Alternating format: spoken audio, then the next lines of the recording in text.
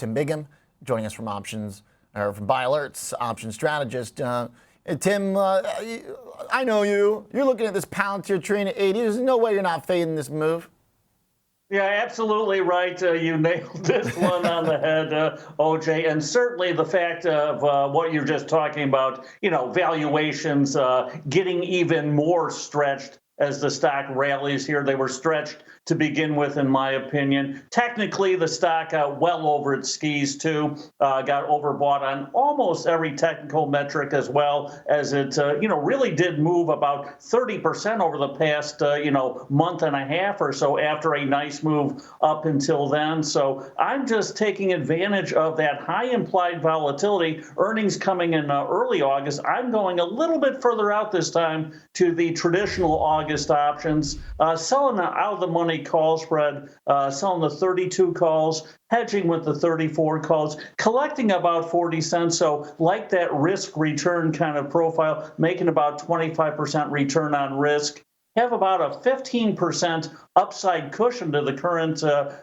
price of Palantir here. So the stock can even rip higher from here and not threaten that call spread. And, I kind of think that a lot of these AI-related names, right, which are, the ones that got the latest boost up after the big names kind of sold out here, I think they're feeling the wrath of kind of the AI pullback, let's call it here, just given the fact that, maybe things got a little too frothy here. So I'm just playing for, not a huge continuation of this rally here going forward. And I think earnings, as you guys alluded to, they better knock it out of the park to even justify current, valuations, current stock price. And unless they do that, I think the stock, at best will trade sideways and at worst probably head a little bit lower here. So I like it on all fronts here, like positioning and be a seller on a further 15% rally in a name that has ripped higher here over the past month.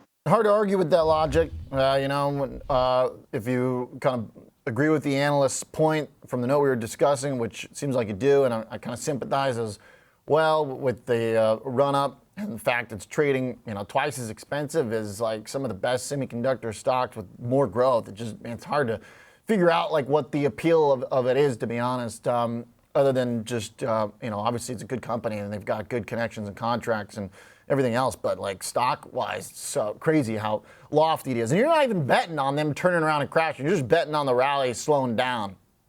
Yeah, exactly right.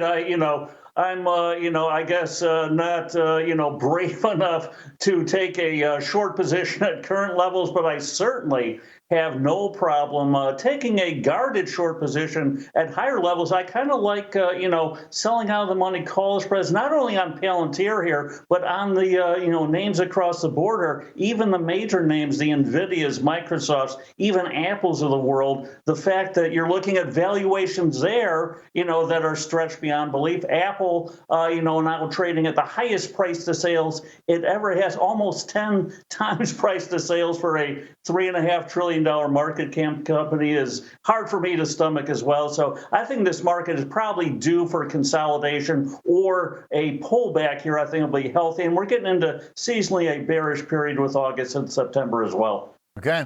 And with your expiration a couple weeks after earnings, you're doing it for an earnings play. Bold man like the trade. All right, cool. Thanks, Tim. You bet. Yeah, appreciate that.